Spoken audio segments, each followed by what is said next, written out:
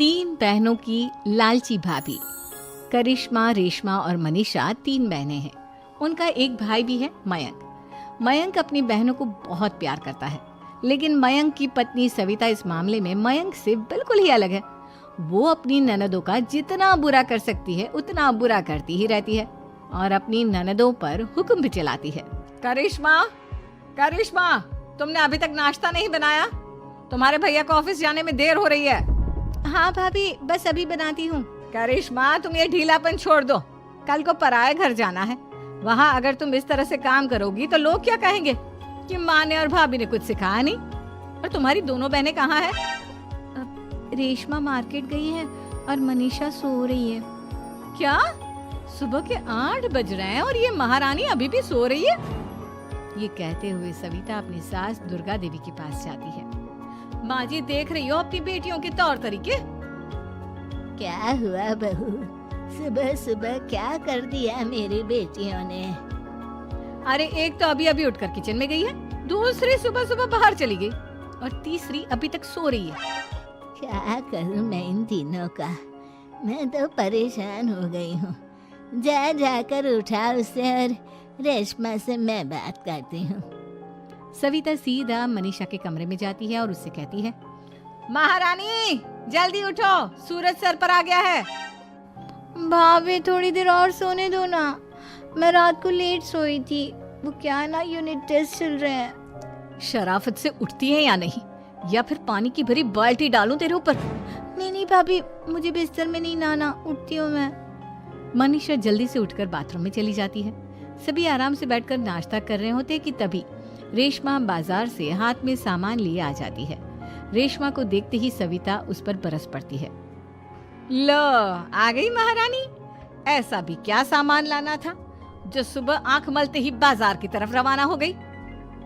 भाभी, कल आप ही तो चीख रही थी कि घर का सारा सामान मुझे ही लाना पड़ता है, घर में किसी को भी किसी काम से कोई लेना देना नहीं है। अब मैं बाजार जाकर सामान ले आई तो आपको इस बात से भी तकलीफ हो रही है? देख रही हो माँ जी, अपनी बेटी की जुबान कैंची से भी तेज चलती है। और मयंक, आप तो कुछ कहेंगे नहीं अपनी लाडली बहन को? रेशमा, अपनी भाभी से ऐसे बात नहीं करते। चलो माफी मांगो। भैया, मैं क्यों माफी मांगू? आप भाभी से बोलिए ना कि हम पर कम हुक्म चलाया करे। हम इस घर की बेटियां हैं और आपकी पत्नी की ननद है, नौकरानी नहीं। लो कर लो बात। इनकी भलाई के लिए कुछ भी बोलो तो इन्हें बुरा लग जाता है। इस घर में यही इज्जत है मेरी। देख लो माँ जी, आपकी बेटी किस लहजे में मुझसे बात कर रही है। सविता वहाँ से चली जाती है। मयंक को बहुत गुस्सा आता है, वो भी वहाँ से चला जाता है।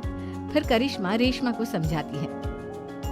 रेशमा, तुम्हें भाभी से माफी मांग लेनी चाहिए थी ना। लेकिन दीदी, मैंने कुछ किया ही नहीं तो मैं माफी क्यों मांगू? हाँ करिश्मा दीदी, रेशमा दीदी जैसे ही घर में आई भाभी ही उन पर चिल्ला रही थी। हाँ, मैं मानती हूँ कि गलती भाभी की थी। मैं तो इसलिए बोल रही हूँ कि भाभी ने माँ को तो पूरी तरह अपने वश में कर लिया है। वो हमारी बात सुनती ही नहीं। मयंक भैया हमारे लिए हमेशा खड़े रहते हैं, इसलिए उनकी बात का मान तो तुम्हें रखना चाहिए था ना। कोई फायदा नहीं दीदी, कुछ दिनों की बात और है, भाभी उन्हें भी हमारे खिलाफ भड़का देंगी। फिर वो भी माँ की तरह हमारी किसी बात का विश्वास नहीं करेंगे। इसी तरह सविता अपनी तीनों ननदों को किसी न किसी बात पर परेशान करती रहती थी। एक दिन मयंक अपनी तीनों बहनों के लिए गिफ्ट लाया। क्या रेशमा, ये तुम्हारे लिए हार का सेट। रेशमा, तुम्हारे लिए सुंदर सी ड्रेस। और मनीषा, तुम्हें किताबें पसंद है ना, तुम्हारे लिए किताबें लाया हूँ। थैंक यू भैया। थैंक यू भैया। थैंक यू भैया। करिश्मा, तुम्हारा नेकलेस कितना सुंदर है। ये भैया कहाँ से ले आए होंगे?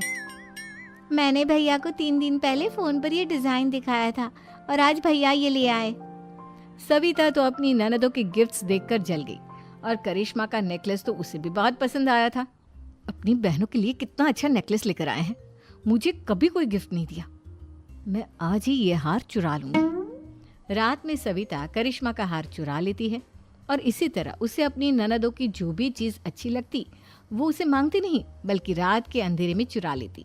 इसी तरह दिन बीतते गए और सविता ने मयंक के दिल में भी उसकी बहनों के लिए नफरत पैदा कर दी। एक दिन मयंक ने करिश्मा और रेशमा के लिए रिश्ता देखा और ये बात उसने घर में सबको बताई।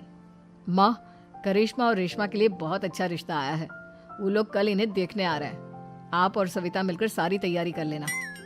ये सुनकर करिश्मा और रेशमा खुश हो जाती हैं, लेकिन सविता सोचती है, अगर इन दोनों बहनों की शादी हो गई तो घर और बाहर का काम कौन करेगा?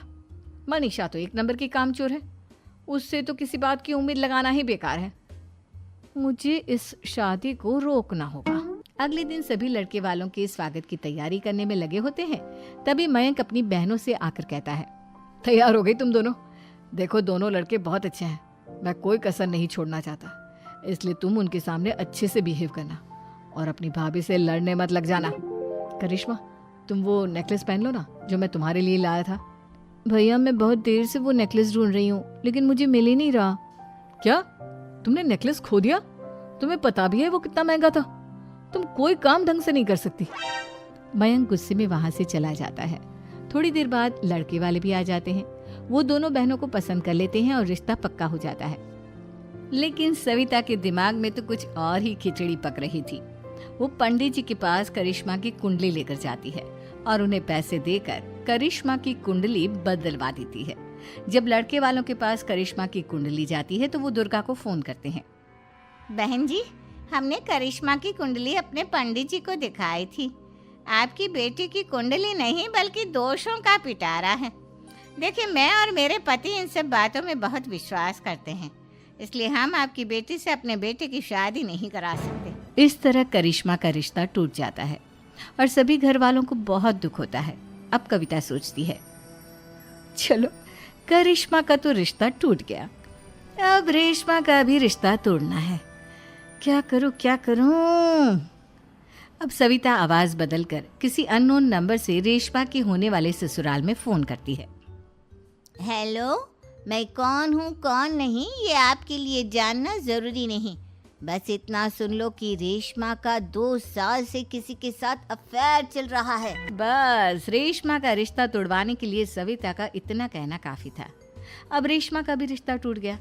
मयंक और दुर्गा देवी ने रेशमा को खूब खरी खोटी सुनाई और उससे बार बार उस लड़के के बारे में पूछने लगी।